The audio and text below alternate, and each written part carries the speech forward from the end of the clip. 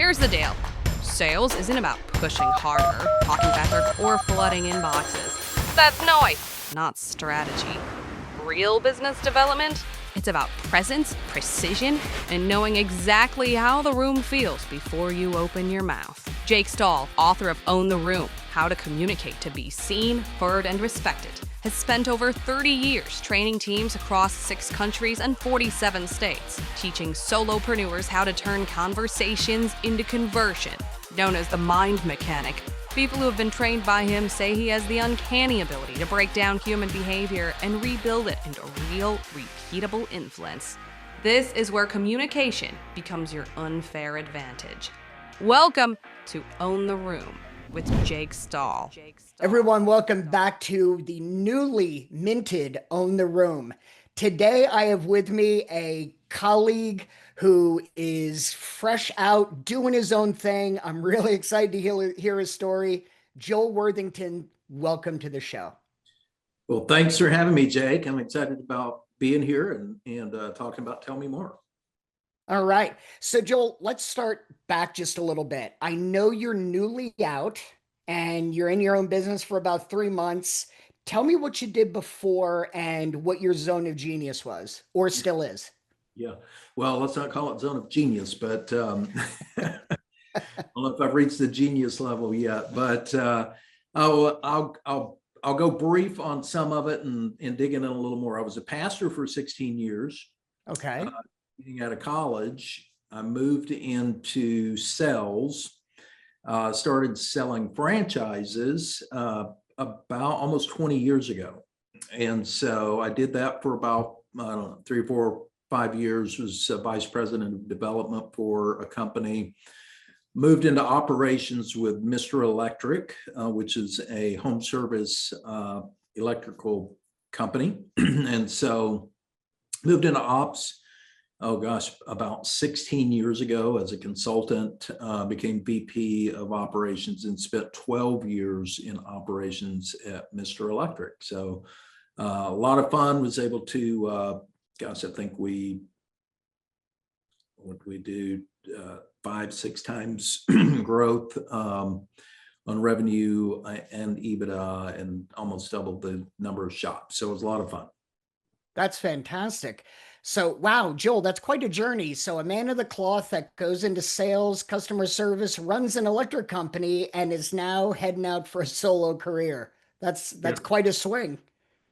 A big swing, but I changed my resume when I left the ministry to motivational speaker and sales for 16 years, because the reality is, a pastor is literally selling. We call it different names, right? Back in the old days, you had the visitor card.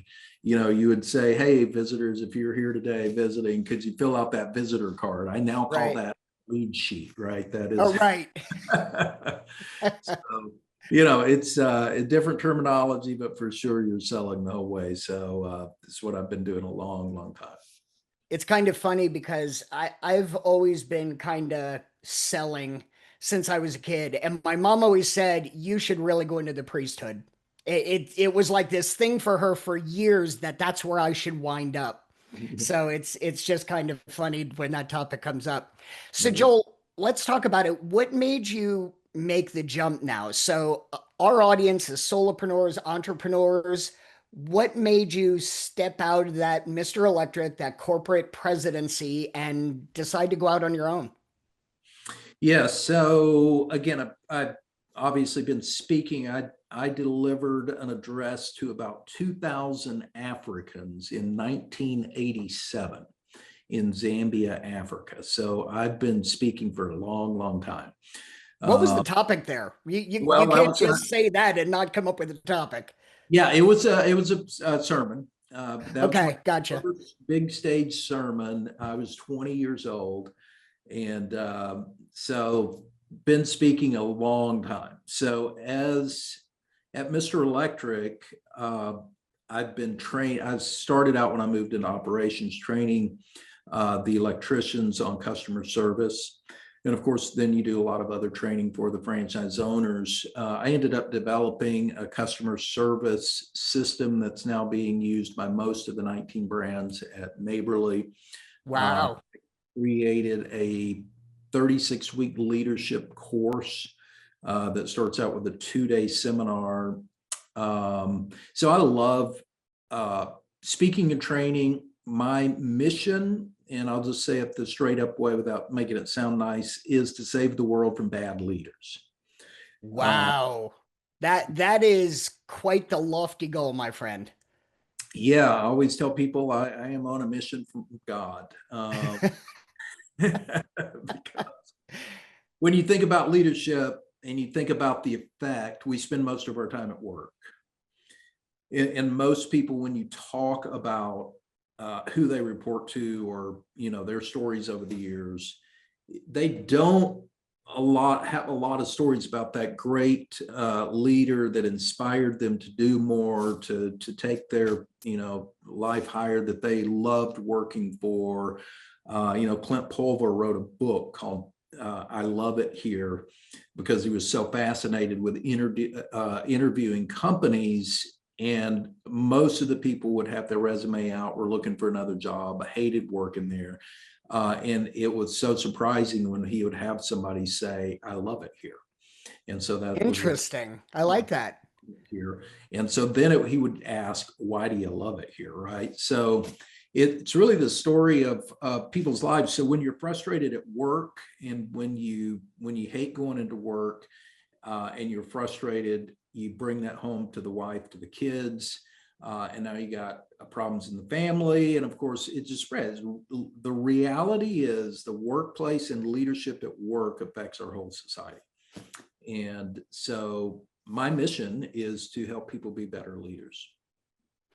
So, first of all, I love this, and I couldn't agree more. I've had my share of just shitty leadership over the years. Yeah. I mean, let's call it what it is, right? Yeah.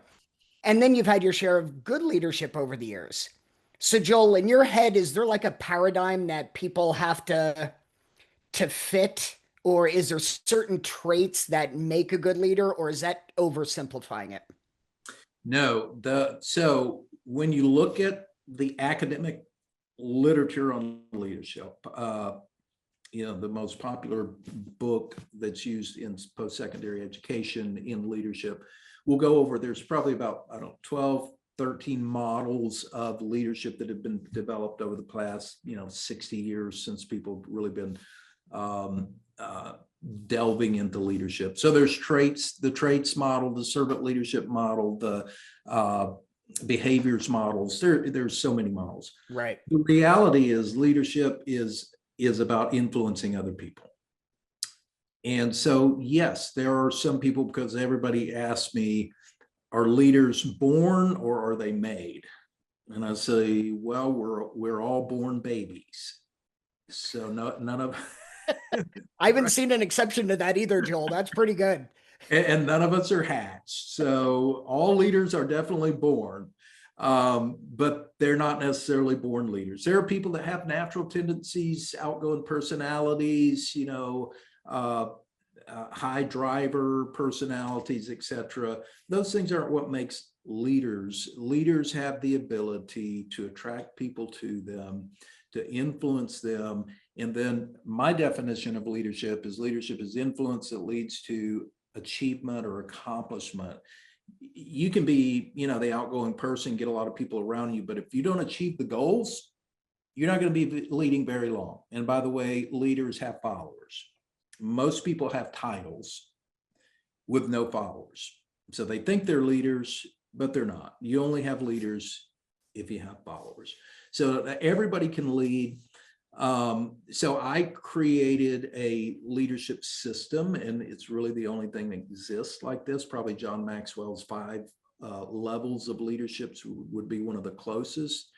But while his levels tell you where you go as a leader, right? From a position to a relationship to productivity, production, etc. So how do you get there? Now, he describes that in his book somewhat, but what I created was a step-by-step process. So if you get a leadership, your first leadership position, here's what you do. You follow this process. If you go to another company, you follow this process. If you have somebody else join your team, you're not a leader to them. You're just a guy with a position and a title. If you want to make a follower, here's how you make followers. And it's designed off a lot of what you talk about with neuroscience, et cetera, psychology. So I took this from my years as a pastor in sales. One of the things I noticed in sales is, all of these sales techniques, and I'm a black belt in sales, by the way. I took the black belt sales course and I've got my black belt. But all of them were so many steps, right? I came to Mr. Electric and their customer service system was 14 steps. I was like, crap, 14. Who knows 14 steps? So I started asking people, hey, what are the 14 steps? Well, I don't have my little card with me right now. Yeah, but you're going out in a van and you're supposed to do this at the home. What are the 14 steps? Did you need a card? Exactly. And nobody can tell me. So finally I asked the president of the company, hey, what are the 14 steps? Well, I can't recite them to you. Okay, well, if you can't recite them to me, why are we using and how are they worthwhile to anybody? Yeah, how are you going to follow it if you don't know it, right? That's right. Yeah. So I created a simple system. Mine's 5 steps. Selling and influencing are the same thing. Selling and leadership are the same thing. All right. Now you got to go a little bit deeper on leadership because there are, who we are as a leader and then what we do. Right. So my system is going to help you if you've got character, right? If you've got competence, you need to be a great communicator and you need to practice some charisma. I was telling somebody about charisma. I gave those 4 things and they're like, charisma, how do you teach somebody to have charisma? And when I smiled, he started smiling. He started laughing, literally. It was a Zoom call. He started laughing. And I said, well, there you go. I just did a charisma move on you right there. I said, so can you smile? And he was like, yeah. I said, then you can be charismatic, right? So charisma can be learned. And so anyway, so you do need some of those traits and some of those understanding how to communicate better. You need to be competent in what you're doing because we've got to accomplish, right? Just because you're a good guy, I'm not going to go flying with you in an airplane if you don't have your pilot's license, right? So that's a good call. I wouldn't either. You got to be competent. Leaders have to get results. So but once you put hey, I'm becoming the right person. I'm becoming a person of character. I'm studying hard to be competent and know what I'm doing. I'm learning to communicate better and I'm throwing a little charisma in there so that I'm attractive. Then now you follow the steps, right? And in fact, I put all of that into a program that looks at an analogy of a bus. And so those parts, character, competence, communication, and charisma are represented by parts of the bus. And then the bus, of course, takes people to their destination. That gives you the definition of leadership. What do? You sell tickets to your bus and you get people safely to the destination. That's what leaders do. And you follow the guide process to get there. So anyway.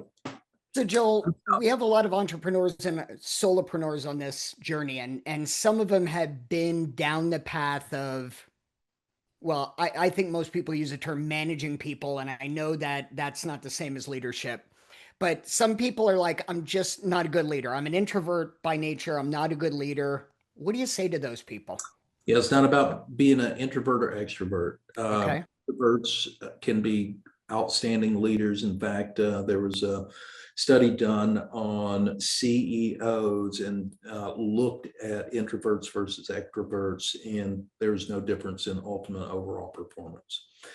So it's not about your personality. It's about how you're dealing with people, right? Tell me more is really the reason that is my theme, is because that really embodies what a leader does. Can you ask great questions? Can you really listen to people? And empathy, as I think you said psychologist, a lot of different stuff. We deal with empathy a lot on this show, Joel. So you're right in the right lane, buddy. Well, empathy is the biggest leadership move there is, right? Right. So some people go, well, I'm not just not naturally empathetic, or I don't know how to do that. You know, empathy is a characteristic and a habit. So the more you say to people, tell me more, the more you ask questions, the more you practice listening, right? Which means put your phone down, look them eye to eye, ask follow-up questions, really dig in. All the mirror neurons, as you know, will kick in. You know, in sales, they tell you to mirror and match. You don't need to fake mirror and match. You will automatically mirror and match when you pay attention and listen. So if you can do that and you can really listen, your people are going to know that you care, right? Now, the people have all the answers that you need. You have the other side of the spectrum is the data. So you got the soft is the people, and then you got the hard stuff, the data. So we want to make data-driven decisions. Okay, fantastic. But what's the story behind the data? The people know that. So if we just connect with the people, we just make them feel valued, we just let them know that they are significant, we appreciate their ideas, and we can do those basics, man, we're leading, right? Because now we can take the other stuff, which a lot of these introverts are probably great at, which is analyzing the data and all those things. Now we get we make sure we're asking the folks, hey, why is this number this way? What's the story behind this, right? We're connecting the dots with the people. I can't tell you how many meetings I've sat in with people going over data, and I'm like, it's wrong. You guys are you're creating bad strategy because you never asked the questions about how the data got to where it is. And you don't know the connections and the real stories behind what made the data what it is. So you're creating a bad strategy. You've got a bad assumption. CEO of Neighborly, a great guy. Mike Davis, before I left, we were sitting in a meeting, he, had this big idea and he put it up on the board, and I said, all right, you want feedback now? And he said, yeah. And I said, okay, great idea.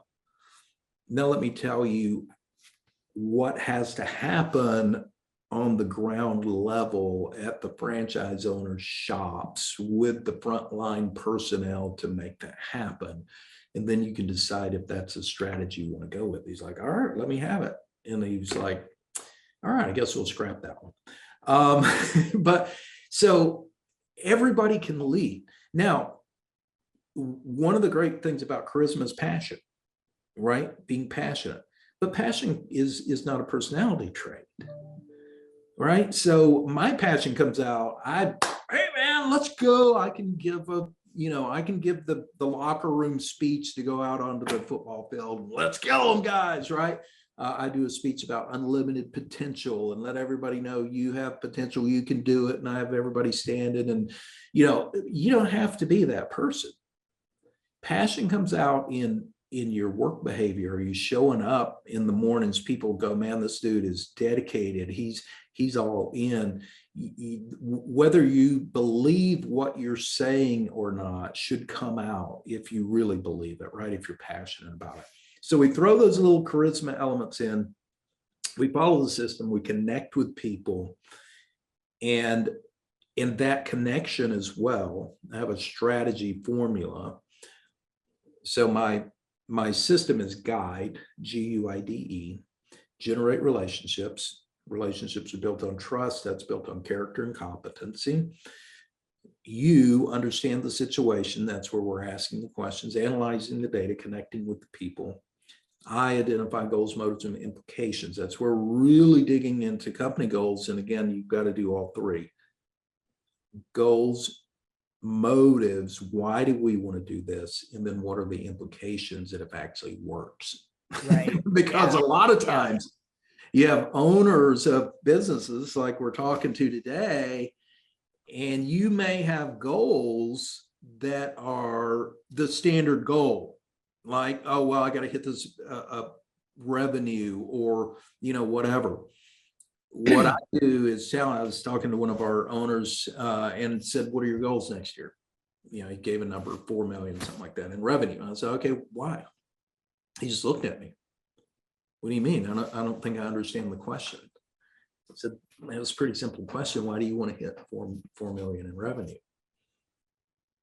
Well, I don't know why you're asking me this.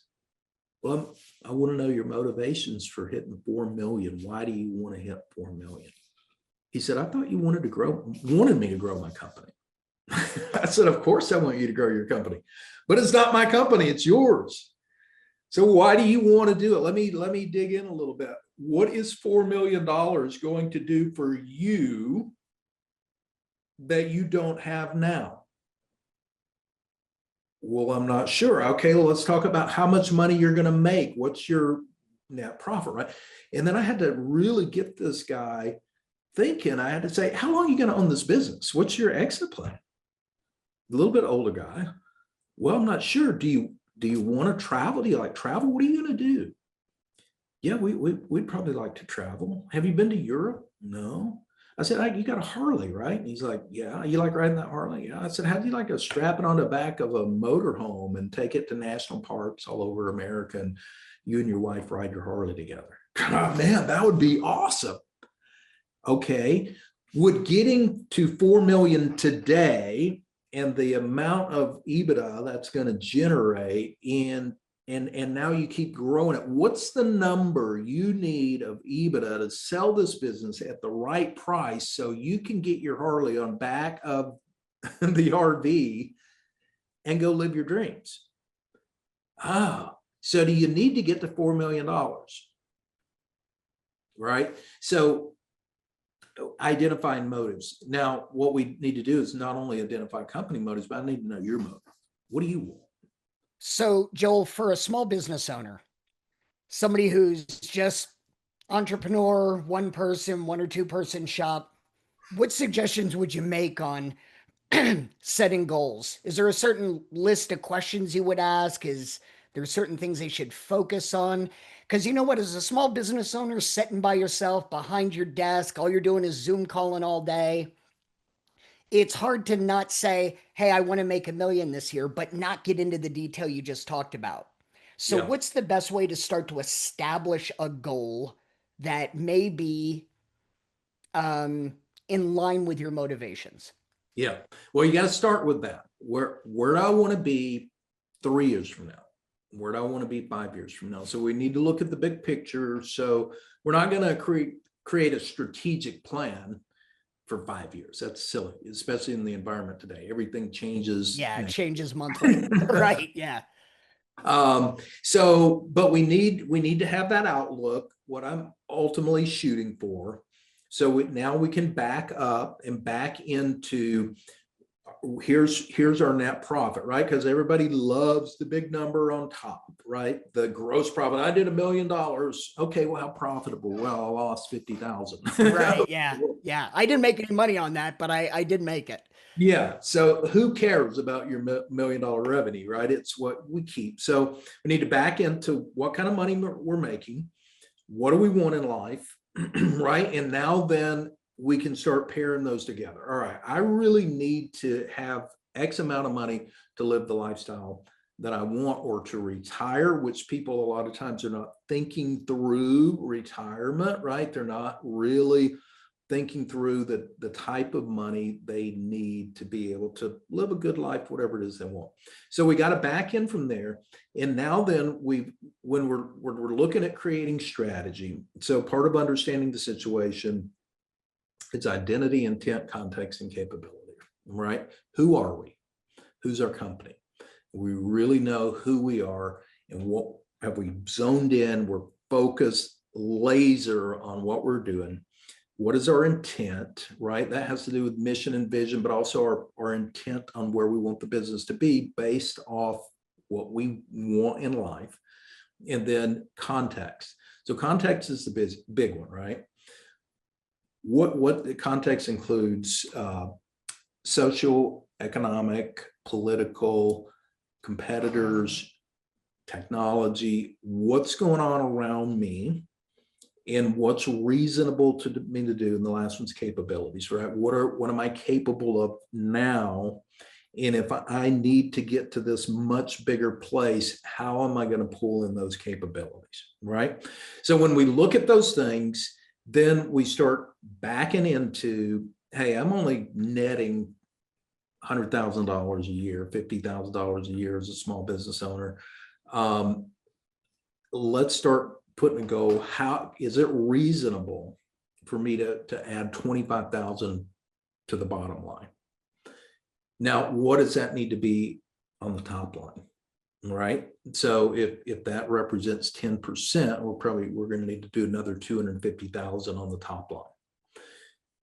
Now, if we're doing our math, right, if we're studying, how many calls do I have to have, right? How much do those calls cost? How many of them do I close, right? So if we know all of our numbers, we just back into everything. I need an additional $250,000 in gross revenue this year. That's going to be whatever, 150 more calls that I'm going to close 80% of those. And then for an average ticket of X dollars, and I know those calls are going to cost me X amount. So in order to reach that goal now, I need to spend this amount of money on marketing. I need to make sure I'm keeping my eye on my close rates. And then, bam, it's just a matter of following the system now, right? And following the plan. Well, Joel, an 80% close rate must mean people are listening to my show.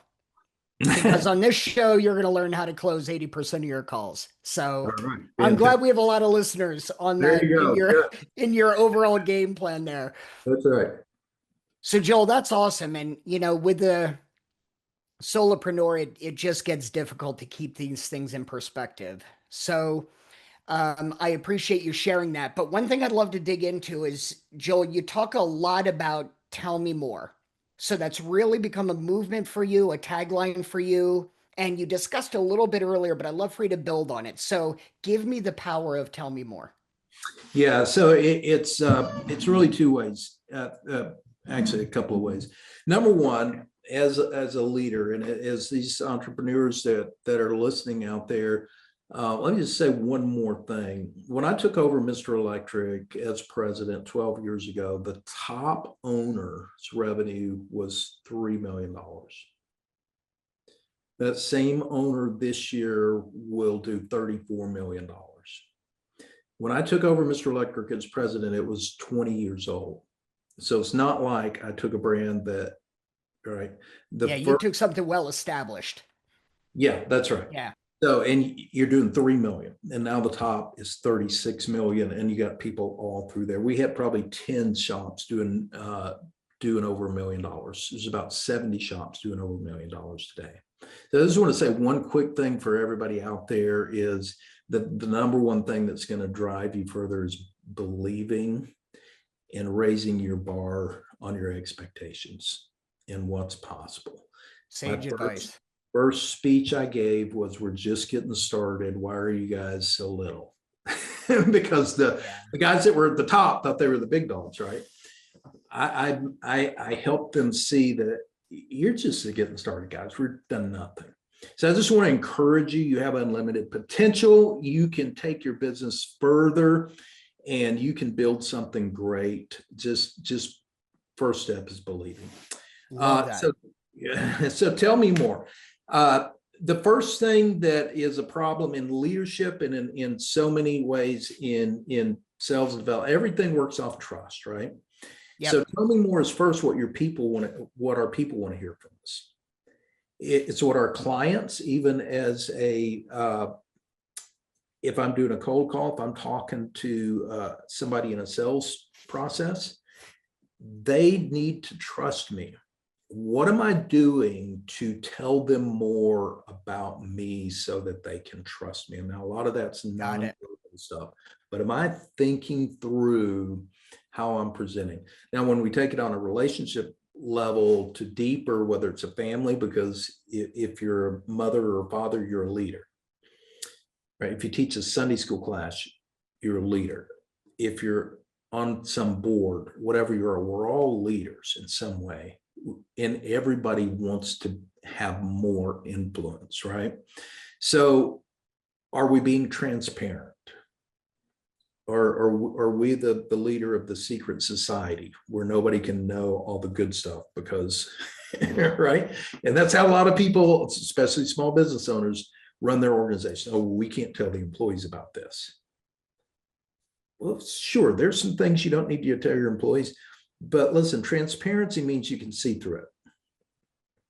When you can see through it, there's no guessing what's on the other side. We know what to expect when we walk through the door. When the shades are down, guess what everybody's doing? They're asking what's going on Behind the shades. Right? Only the man behind the curtain. Wonder what's happening in there. Why are Right. they down? And I tell you, a lot of companies, all their energy is going to all the people wondering what's going on because nobody's Good point. anything, or we're Yeah. seeing anything, right? So that's the first step in Tell Me More. Are we being transparent? Are we being honest? Are we communicating the values that we want in our business? And are we communicating enough so that people are comfortable? Are we creating a comfortable space? Boy, and that's an anathema to when I was a kid, right? You keep them on the edge. You rule out of fear. When we're not in a safe place, we're in danger. We're in danger. And we're fear. Now we're kicking in fight or flight. Right. And that's why a lot of organizations are filled with chaos because people are fighting because they're not comfortable.